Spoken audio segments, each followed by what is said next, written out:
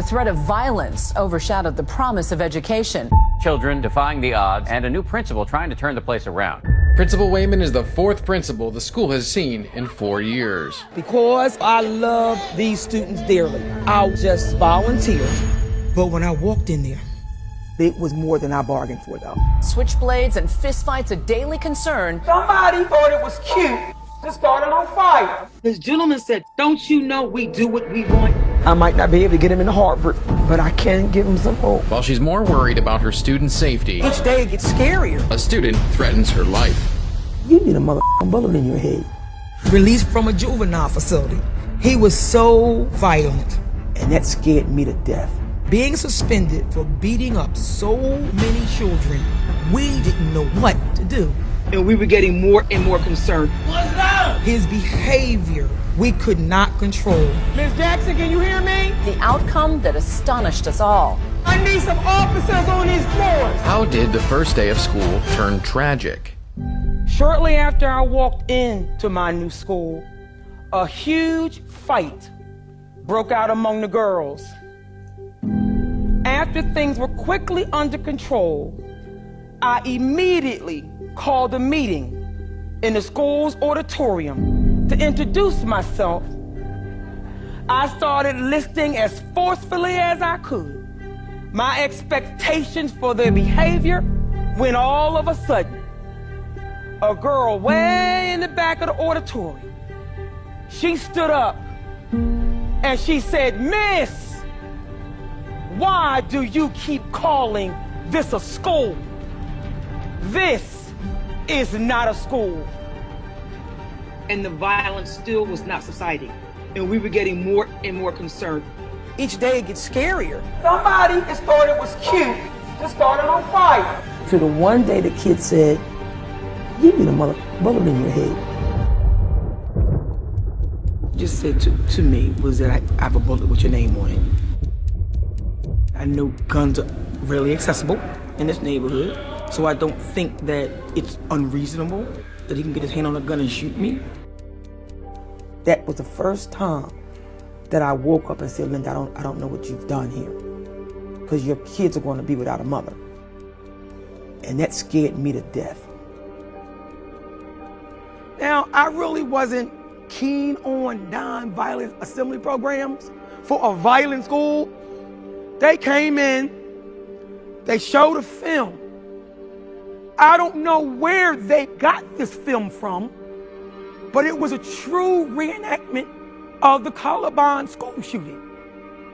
So I'm sitting there along with my staff, and we're absolutely horrified and scared to death when I heard this outburst of laughter, and I was shocked. And I said, "You gotta talk to me about why you're laughing at something so horrific." And one of the girls, in a sweet voice, she said, "Miss Wayman, do you really think that was something?" She said, "We see that every night on our block. That's nothing compared to what we see." I understood. I understood why there was so much violence. Because the kids were in a deep state of despair. They were so traumatized by their own lives, they could not even feel for others. I knew the only way to turn this school around was to love those children for who they were. You look great this morning, young people. I love to see you smiling. I love to see you happy. I want you to be happy today, tomorrow, and forever. And remember, young people, if nobody didn't tell you they loved you today, you remember I do, and I always will. But people would say to me, "How could you love children like that? Look at them." I had one particular student released from a juvenile facility that was assigned to my school my first year at Strawberry Mansion High School. He was so violent. His behavior, we could not control. After being suspended for beating up so many children, we didn't know what to do. So one day I said to him, I'm going to sign you up for a program. Let's go, Anthony, let's go. This is my first time ever playing quarterback. I feel good. I stepped up today. He was our star football player, leading us to a winning record of 8-0. We just celebrating. What are we 10-0, 9-0? What are we? I think We're undefeated. Undefeated. First season ever. One day, while we were in conversation, he said, Mrs. Wayman, one day I'm going to the University of Pittsburgh. I said, have you ever been to the University of Pittsburgh? He said, no. I only saw it on television. As soon as I left my office, I called my counselor. I said, plan a trip to the University of Pittsburgh. She said, for how many students? I said, 1. He graduated this coming June, and he was honored with a leadership award. 55 out of 92 senior students have been accepted into college. But for some, that's not enough.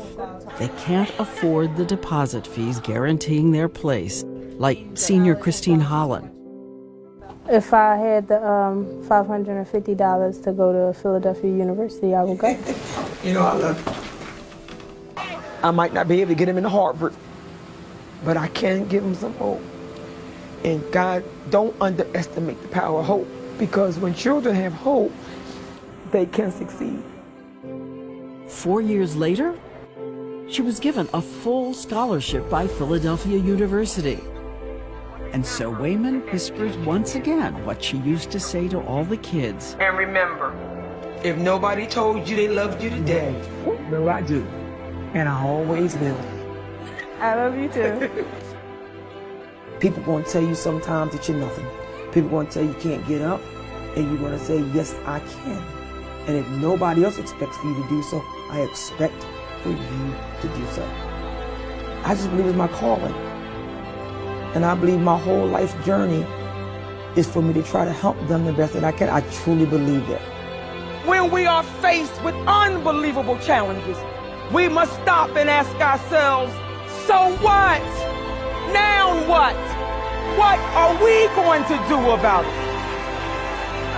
If you are standing in one spot, afraid about what would happen if you choose left over right, do yourself a favor. Do not worry about directional order. Just be sure to move. Move one step closer to fulfill that dream you have always had for yourself. Go get it. You got it. Because not taking a risk will only lead to regret. Time is ticking.